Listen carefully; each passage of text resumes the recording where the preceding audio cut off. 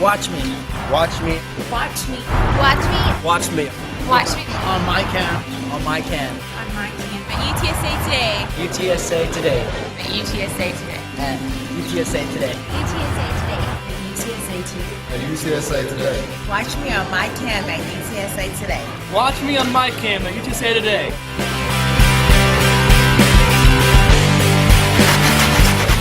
Well, this is the final project of the semester, and the final project is a comprehensive project involving everything we've done through the semester. We pass through things all the time in architecture, doorways in particular, and those doorways change us because it deals with the place on the other side of the door and the place on this side of the door, that transition between. It's pretty challenging because there's so many different interpretations of it. Some people see it as like a calm silence, some people can see it as like an angry silence, so you kind of have to convey both.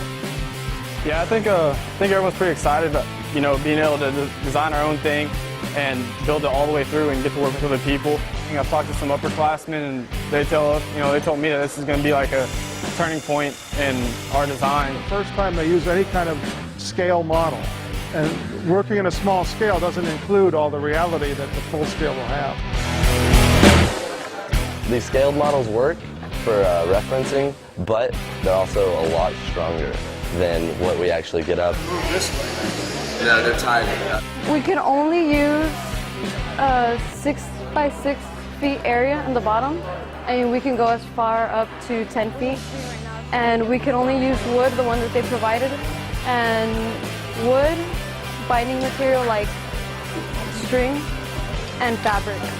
We're not allowed to use, the only power tool we're allowed to use is drill to make the holes for the fabric and the string. Other than that, we aren't allowed to use power saws or anything. It all has to be manual. I think our finished product came out pretty well.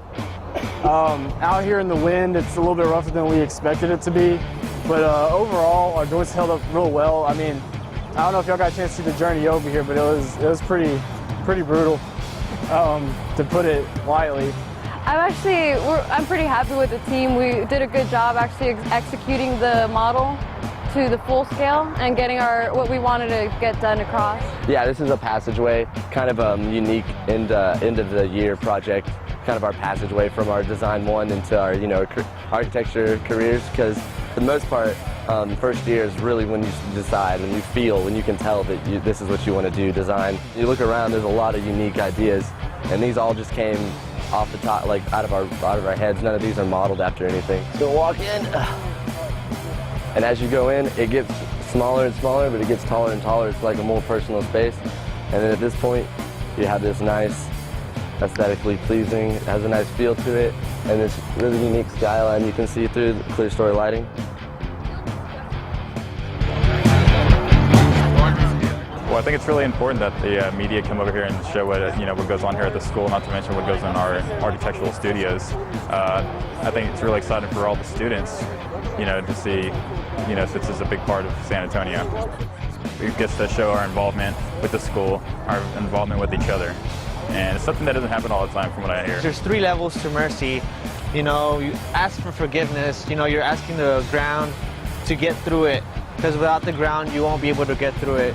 So you're going through it. On the second level, you're actually rising up already. You've already asked for forgiveness in this stage, and then at the final stage, you're already, you're already free from mercy. An example I always tell the students about this is that imagine going to a backyard wedding, and there's a structure between the street and the backyard that you pass through to go into the space of the wedding.